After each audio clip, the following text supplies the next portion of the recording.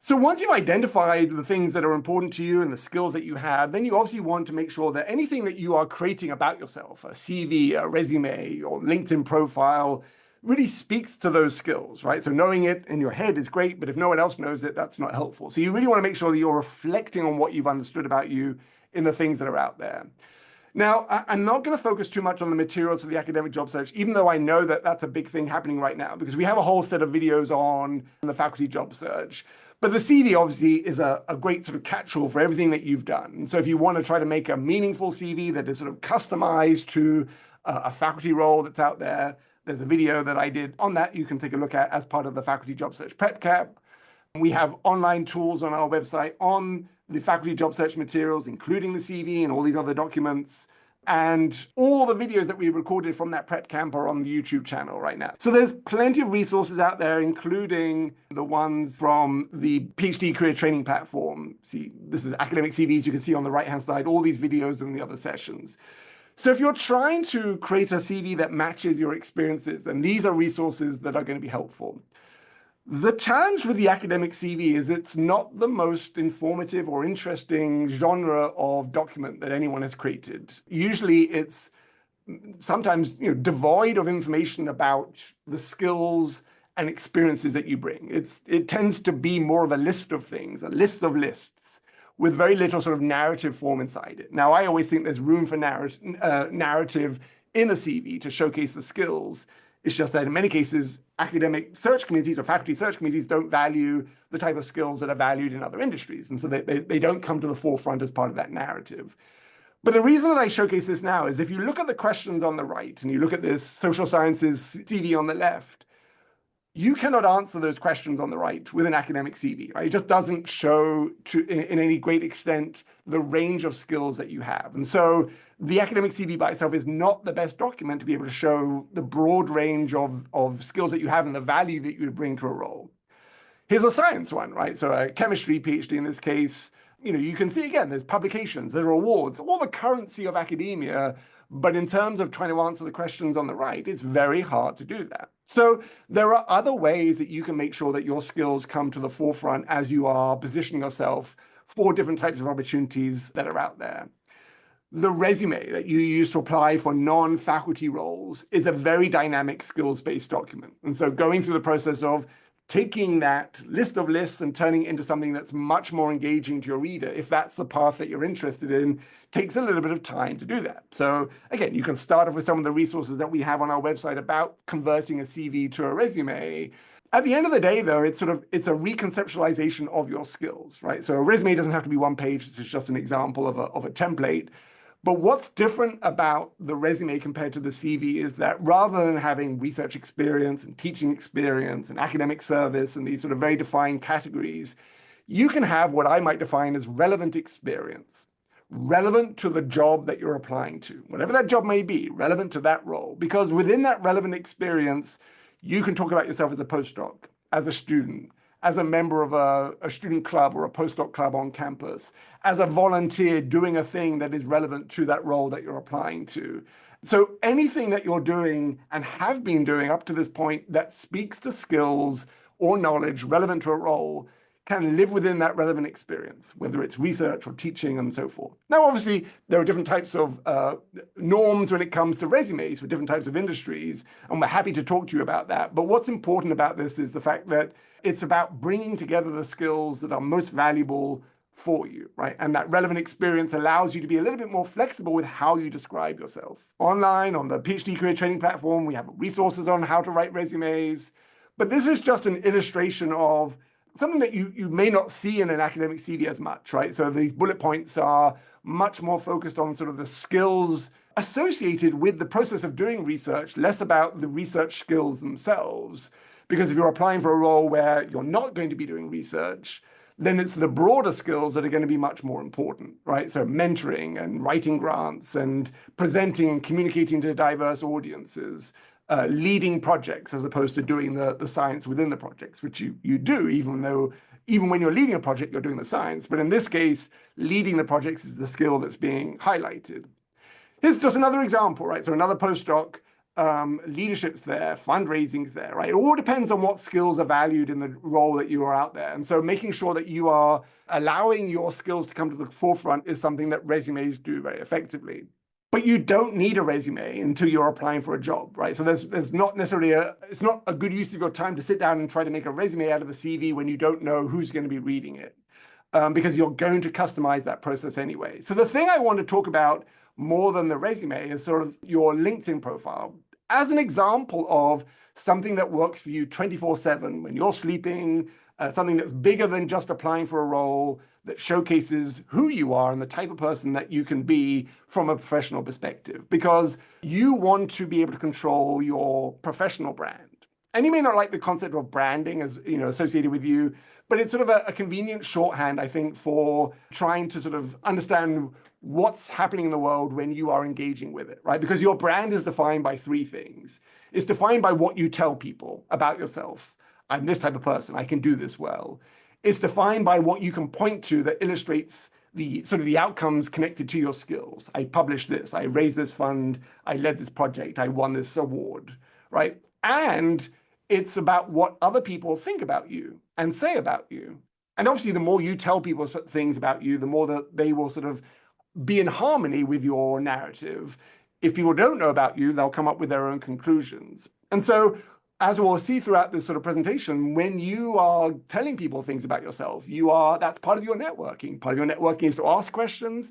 Part of your networking is to showcase who you are to people so that they have a better sense of how they can describe you and how you might fit into their world from a professional perspective. Now, as a postdoc, your brand is sort of affected by probably more than three, but we'll take these three as sort of the main ones. Three main areas here, right? So there's the thing that you are researching, the topic of your research. There are the skills that you're using to do your research. And there are skills that are bigger than your research skills, your transferable skills, problem solving, communication, collaboration, the ability to learn quickly, right? Things that are applicable in different settings. Now, if you're applying for a faculty role, it's your research topic that you're showcasing, that you're marketing, right? They don't care. They sort of assume that you have the research skills. They don't care so much if you can collaborate effectively, but they really need your research to be strong because that's what's going to get published and that's what's going to get funded and that's what's going to get you through the tenure process. So what you would focus on as part of your narrative would be more research focused. If you're applying as to a policy role, whether that's science policy or broader policy or a consulting role, then your research topic doesn't matter as much because you're not bringing that with you. Your research skills matter somewhat, but you're not bringing those with you either. But it's your transferable skills that become most important. And that's sort of the biggest challenge, especially for someone who's been in academia for so long, is that oftentimes you don't talk about your transferable skills to your PhD advisor, to your PI. These aren't necessarily part of the conversations that you have day in, day out, because they talk about your research and your research skills. So making sure that you can bring these skills to the forefront is going to be very important. LinkedIn, as I said, you don't have to have LinkedIn, you don't have to use it. I just want to showcase how it can be effective as you're creating sort of your own brand about yourself, right? So you want people to see yourself in a certain way. You want to position yourself for opportunities that are out there. What does that look like? Well, first things first, you want to make sure that you have a very strong sort of visual identity on LinkedIn, right? So we're a visual species. We resonate more with people with when people have pictures and you can sort of see them. That's just how we are as a highly social species. So it's your first impression. It's worth spending a little bit of time focusing on what that could look like. Just very quickly here, the pictures along the top row, they're perfectly good. They just lack eye contact. And again, because we're a highly social species, eye contact is actually important to us, right? It can sort of activate different parts of the brain when people are looking at us. So eye contact is going to be something that you can think about in your photo. Lighting is important. Too bright, too dark, right? Again, it's sort of it's the virtual handshake. It's that first impression is your lighting. So making sure you get that right is important. The third line, if you have extra body parts in your photo that don't belong to you, then it's not the right photo to use for LinkedIn, right? Because you need just you to be part of that photo. And if you're sort of missing, the photo is cut off in a certain way that you're missing parts of your body in the photo, that's not great either. The other thing to think about is sort of what you're doing in the photo to a certain extent, right? So many of these here are academically oriented. There's lab coats, there's posters.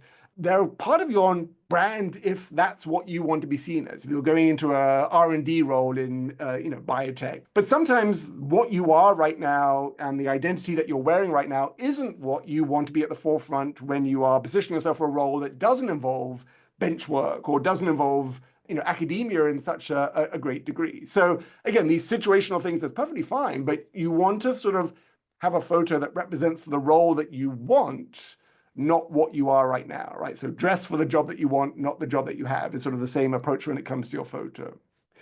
So these are good examples of photos that are sort of professionally oriented, whether you're applying for faculty roles or beyond. They're great, they're smiling, there's eye contact, the background's not distracting. And if you don't want to stand outside and look like a fool, then come to Career Services, because we can do free professional headshots in our photo booth.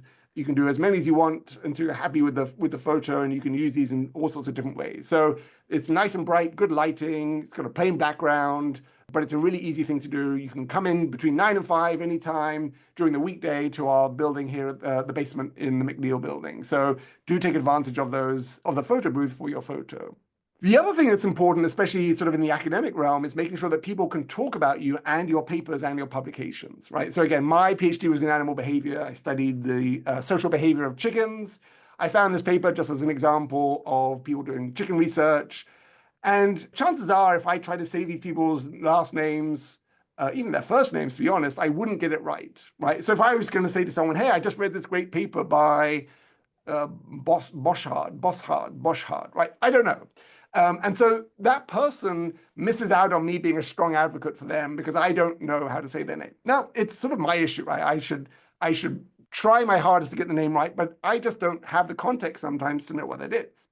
So if you wanted to help me and people like me, then the thing that you can do is you can download the LinkedIn app on your mobile device, and you can record your name said in your voice in the way that you want people to say it. And it's so important to give people that power to be able to say your name correctly, right? It makes them feel more confident. It makes sure that people know that that publication is associated with you because they got your name right. Once you've recorded it on the app, you'll get the speaker icon on your LinkedIn profile, across all devices. When I click on that, I will hear you say your name, right? And so if I was interviewing you for a role, I would be able to welcome you and introduce you to my colleagues without hesitation, because I would get your name right, because I'd listened to it 30 times until I did. So as a way to sort of make sure that your name is part of your brand, this is a great thing to do. The other thing on LinkedIn is sort of your URL, right? The address that takes me to your profile, or that takes you to my profile. I've adapted mine here to stick PhD after my name because the PhD has been important to me. Also, someone took Joseph Barber before I did, so that I couldn't do that one. So Joseph Barber PhD is my brand identity.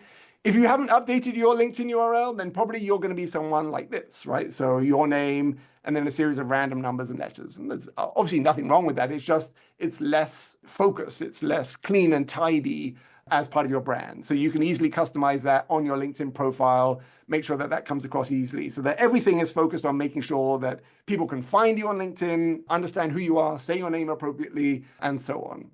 Beyond just the photo and your name, you can create an identity for yourself on LinkedIn, right? So the headline or the tagline that comes after your name is sort of the first way that people will engage with you and understand what's important to you and how you want to position yourself. So this is going to be helpful, especially if you are thinking of approaching expanded career opportunities and moving into a field that isn't directly connected to the research that you've been doing, because you sort of need to create a new narrative for yourself about how your skills, knowledge, and experience do connect to whatever that field that might be. The reason I have engaging communicator here as a sort of a part of my identity is because I often give these webinars for Penn alumni, lifelong learning, right? And they do these webinars for other Penn alumni. And they always are nice enough to do an evaluation at the end of the webinar on, what the people thought of that webinar, of the topic and so forth. And then people can put in comments as they want, 1 to 5 scales and so forth. But some of the comments that I get from at least one of the webinars that I did were these, right? And so what I noticed is the conformity of the response that I was getting from people's comments, right? Engaging, engaged, engaging, engaging. I'm not telling them to say this, right? They're coming up with this independently. And so what that means to me is that this is what people experience, right? They experience this and they are all verbalizing parts of this. And so this is part of my brand. What people say about me is as much part of my brand as what I say about myself. So I'm going to take ownership of that, right? And I'm going to integrate that into my narrative because other people have already identified that about me. And that's what's so helpful as I'm creating this sort of headline to sort of integrate what I already know people think about me into what I also want people to know about me. What do I see on LinkedIn, generally speaking? Again, this is across the whole range of people that I work with in our office, is just what you are right now. Right now, I'm a PhD candidate. Right now, I'm a postdoc, right? And that's the description. And you're not going to be a postdoc forever. So you want to be something that sort of sticks with you, something that's more about what you bring moving forward, what is a characteristic of you, rather than what your job title is right now. So these are examples of other headlines, right? Again, pulled from a diversity of people that sort of speak to more characteristics that are transferable, right? Things that hold the attention more than just being a postdoc, which is a perfectly great thing to be, but doesn't define who you are or what you can do. So you don't have to sort of try to echo any of these. These are just examples of what might be a more engaging headline, but they're a nice example of how people are integrating things that are important to them, but also integrating things that they want to be seen connected to moving forward. Now, how do you come up with a headline? What are some of the approaches that you can take? Well, what you can do, I wrote this long summary in my LinkedIn profile, and I went to ChatGPT and I said, make 5 versions of a LinkedIn headline using this text, right? And then ChatGPT said, you're this thing, right? You are all these things, right? And again, none of these by themselves is what I would use, but they do give me an opportunity to brainstorm how I might talk about myself, right? And again, this nicely combines my behavioral side with my career side. I also threw my resume into ChatGPT and said, come up with LinkedIn headlines using my resume. These are just ideas for me. They're very different ideas because remember, the resume is targeted towards a specific type of role. So you don't see any animal behavior stuff here because when I'm applying for career services role, my ability to work with chickens is less helpful in most cases. But these are, again, different ideas about who I can be. You can do this with a resume, with a cover letter, with a CV, right? Just as a way of brainstorming around how you can talk about yourself. The summary is sort of your introduction to people, right? So your photo, your name, how you say your name, your headline. The summary is sort of the bigger picture, and it allows people to get a sense of who you are. Think about the summary more as what you would say to someone once you've introduced yourself. Hi, I'm Joseph, and then you sort of describe who you are and what you're doing and why that's important and other things associated with that. It's not a thing that you will write instantly and be totally happy with. It's a thing you can keep changing over time, but it does help you make sense to other people, right? And that's going to be part of your goal, is to make sure that you make sense to other people as you are out there in the world engaging with people and networking. So a work in progress and things that you can certainly reflect on in terms of what it is that you want to come across as. Some best practices, always be in the first person, right? So I wouldn't want to write something that said, Joseph Barber is an animal behaviorist, because then I don't know who's talking when I'm reading it, right? If it's not Joseph Barber talking, then who's the narrator in this story, right? And then it gets sort of very existential. Make sure that it's sort of, you have an idea about what you would want someone to walk away with. You may not know the job you want or the career that you're in, but you may want to know someone that you're creative, that you love communication, that you're excited by the science that you do. So come up with some conclusions and make sure that those are apparent in the words that you're saying. Don't write in an overly formal way, right? Just sound like yourself. That's going to be the most engaging version of yourself. That's how you would sound if you were introducing yourself. So don't use sort of, formal cover letter words like moreover and hitherto, right? Because you don't say those words out loud. So try to have it in a sort of a verbal way of talking about yourself. And then make sure that what you say in the summary connects with the rest of your LinkedIn profile, right? I see evidence of that in some of the other things that you're doing. These are just ways to make sure that your narrative comes to the forefront.